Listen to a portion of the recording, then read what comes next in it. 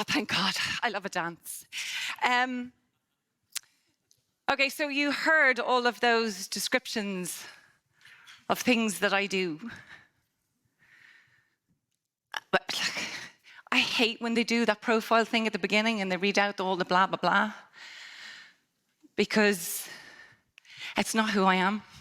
It's what I do. And who I am in this moment is terrified. And I mean, I've been speaking a lot for a living. I hustle and I shimmy and I am the bee in every CEO's ear. So I don't know why I'm terrified, but I'm going to own it, because the one thing that we didn't see about collaboration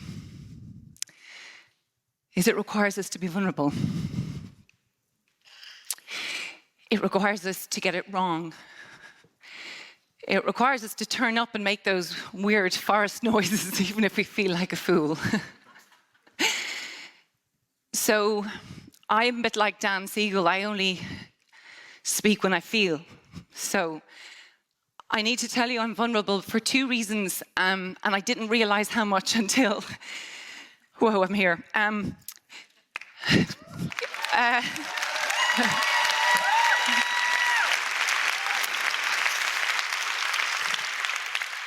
The two reasons is the last time I spoke in Sweden was the day before my father died in 2016. And I have to say, I have watched that film as I was coming in here today. And I just want to say there's something about this country. I love Scandinavian design. I actually love Scandinavian people. Actually, I like a lot about Sweden. But I remember the heart of the audience who held me. Now, we didn't know it was going to be less than 24 hours later. But I remember wanting to come because I didn't want to let the conference down. And I was really, my heart was broken. So, Dad, I came back. I came back to this beautiful country, and I was so glad I did it then because it was part of why I'm even here now. But the second reason that I'm really nervous is I have a tattoo on my right wrist, and it says truth. And I got it on the 28th of May of this year. And I have not spoken on a stage since I got this tattoo. And there's a big story which will come out about why, but I promised that I would never do anything but tell the truth again. So bear with me. And I'm here, and with all my shaky voice in my ludicrous green suit, so I'm going to do a bit of audio description.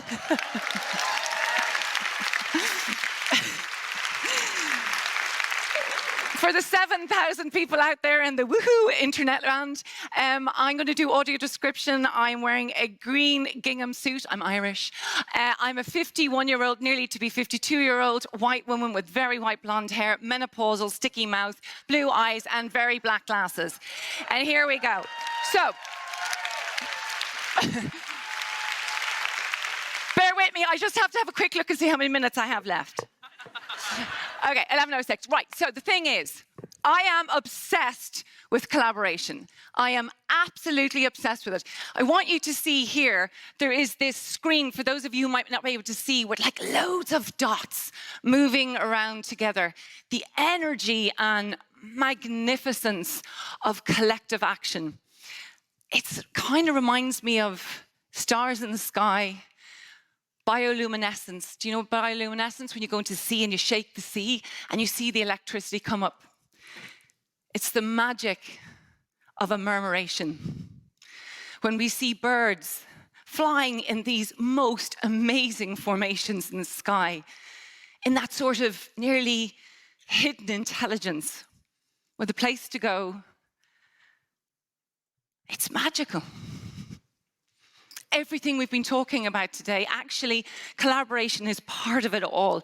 I have loved the exercise. How did it take us so long to have such a fantastic conference? I mean, honest to goodness, the speaking, the acting, the noises, the banging of the feet, all of it, because that's what we want. We yearn to participate. We yearn to contribute. We yearn to be seen and heard as ourselves, our unique selves, and yet collectively to come together. I'm obsessed with collaboration because there is no way on earth the scale of the problems that face us today will ever be resolved if we do not lay down our egos. And if we do not find the sadness and pain is a point to beauty and exploration. If we do not understand as human beings we're jealous and we compare, we do. But we are not broken, as I was said before. We are not. Disability has been my passion for so long. For 23 years, I'm a hustler, an activist, a shit kicker, the whole things that you do with it. I have been doing this obsessively. The pandemic of disability exclusion is extraordinary in the world. It is extraordinary. 1.3 billion people with a father and mother, 54% of our global economy. It's enormous. And I have worked and given my life after I came off that elephant, who was the greatest teacher in the world. And this is what I have chosen to do. I fundamentally believe that business and CEOs, and I know we had a CEO speaking earlier on, and he said, oh, governments have more money. No, they don't. No, they don't. I don't mean to be rude, but we were listening to when two CEOs were thinking of going into a cage and having a wrestling match a little while ago. Their combined wealth was that of 46 countries or something insane. Business, for me, is one of the most powerful forces on the planet. What it includes in value, society will include in value. Because it's made of customers and employees and entrepreneurs and innovators. Yeah, business is humans. Weirdly. And I thought that we're never going to end the disability crisis unless we had business meaningfully at the table. But very strangely, for a very long time, disability was on the sidelines.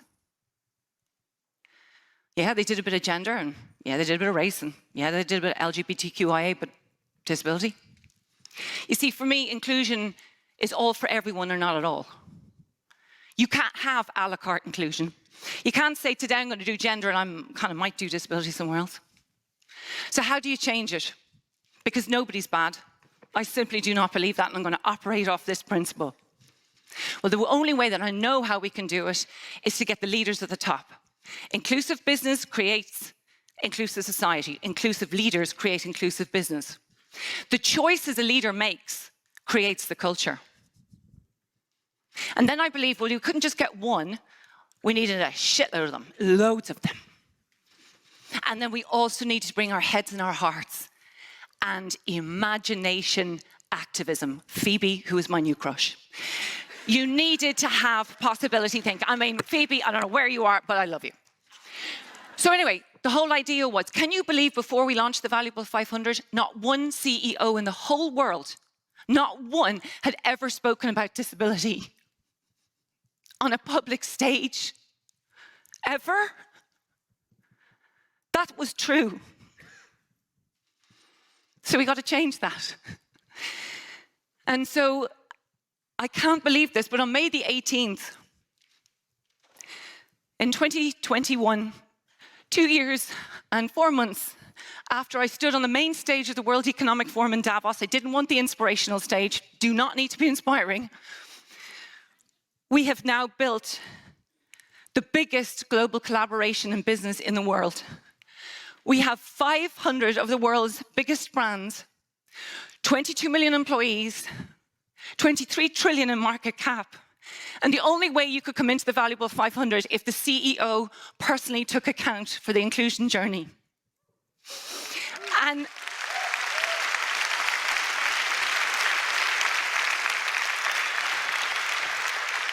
And they did. And they did. Mind you, I had to ask 2,500 to get 500, but we got there. And they did. And everybody asked, so we broke the CEO silence.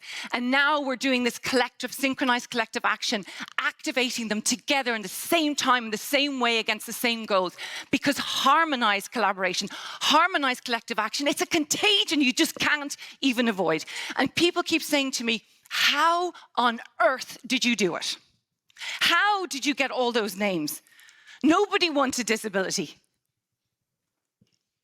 Well, I told you I'd tell the truth. Look, I can give you the business case, and I can give you all the other kind of mechanisms we used, which we did many. I had to remortgage my home to make it happen. But the truth was a broken heart. No, because don't feel sad, because a broken heart and a need to feel that I was worth something, that I would be worth something if I made change, and the death of my father. That grief drove hard. But what was so interesting is it's the first time in my life I stopped trying to be perfect. I stood on these stages roaring from the inside of my soul saying, enough. And something about the grief of Dad and the journey that we go through in self-acceptance that every single one of you is feeling right now, yeah? That was the magic. It filtered it was just like a smell. And it brought people together. Because it wasn't just the business case and the spending power and the insight and all the stuff that I can tell you about disability.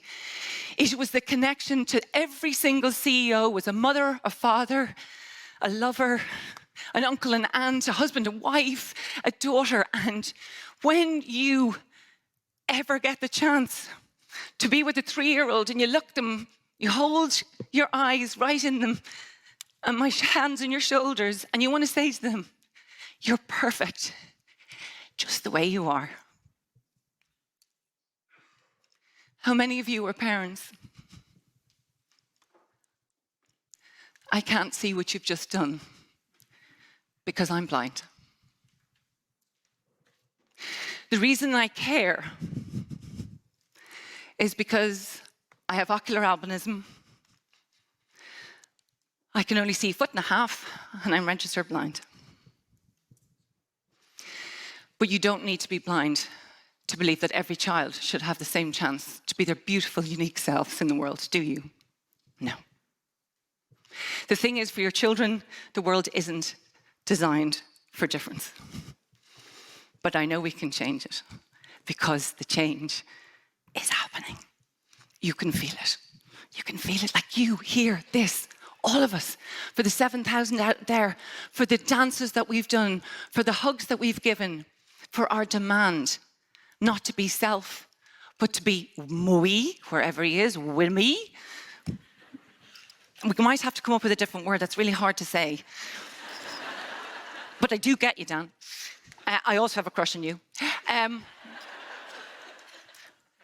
But I care.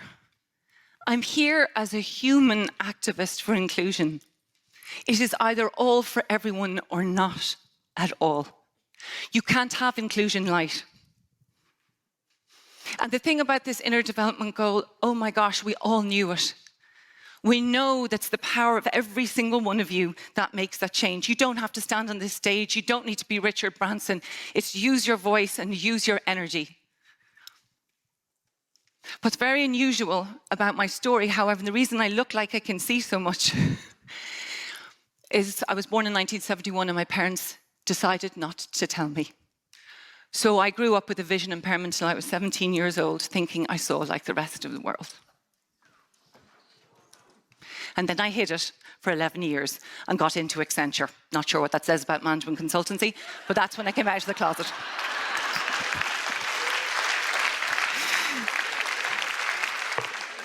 As I look down here, I think I've got 50 seconds left. So I'm going to say the few things I want to leave with you. If you want to collaborate, the truth about collaboration is bring your vulnerability, don't always be right. How's right working out for you? Mic drop.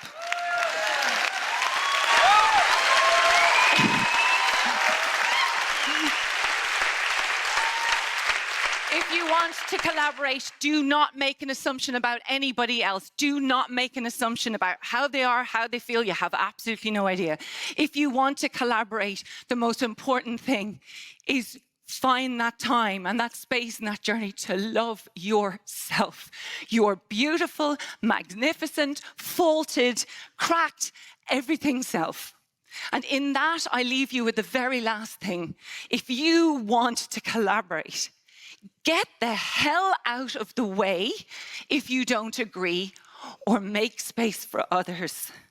That is collaboration. I now ask you to do with me the greatest act of collaboration, as we did on the way in. I'm going to ask you all to stand up if you can stand.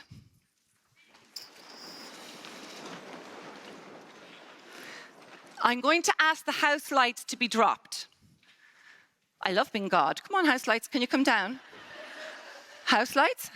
Anyone? Bueller, house lights? Okay, excellent. Now, because I'm visually impaired, take out your phones. We know we've seen this been done a million times before, but this is my thing. I did it, I got through the 15 minutes. Put on the torch.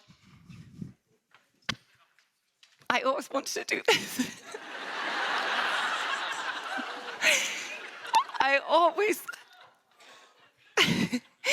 always wanted to do this, and I never had the courage, because for me is to say, we are all that sky full of stars. You see, every single one of us, we light it up. Not one CEO, not one person, not one great comedian, but each and every one of us. So for collaboration, bring your light. Bring that heart, bring that voice, and please can we put on the song that I can dance off to? And if you don't do that, I'm actually going to kill you. Where's my song? Where's... Woo,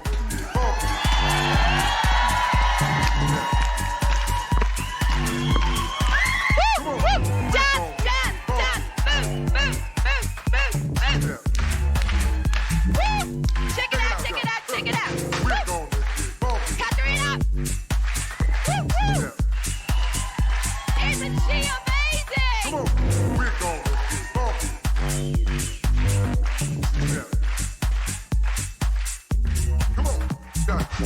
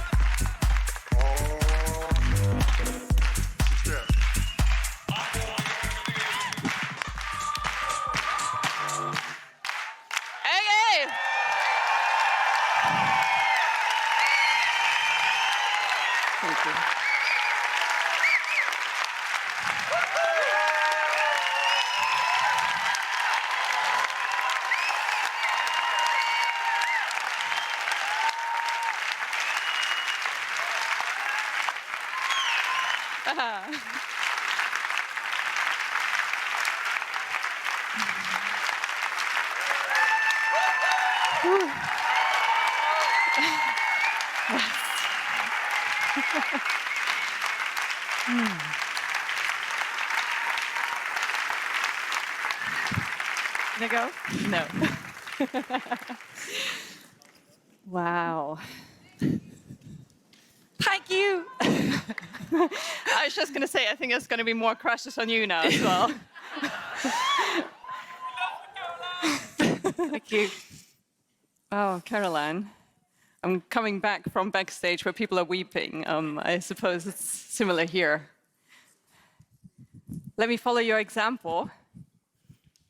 White woman, turning 40, struggling with that.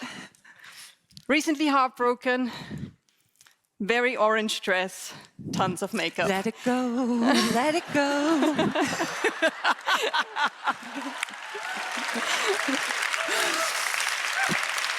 No, it's the color of letting go.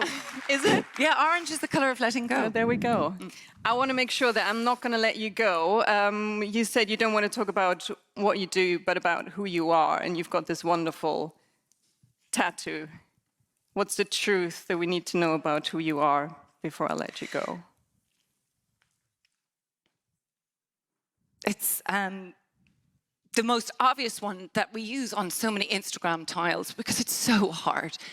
But it's the thing that my dad said to me before he died. Be yourself because everyone else is taken.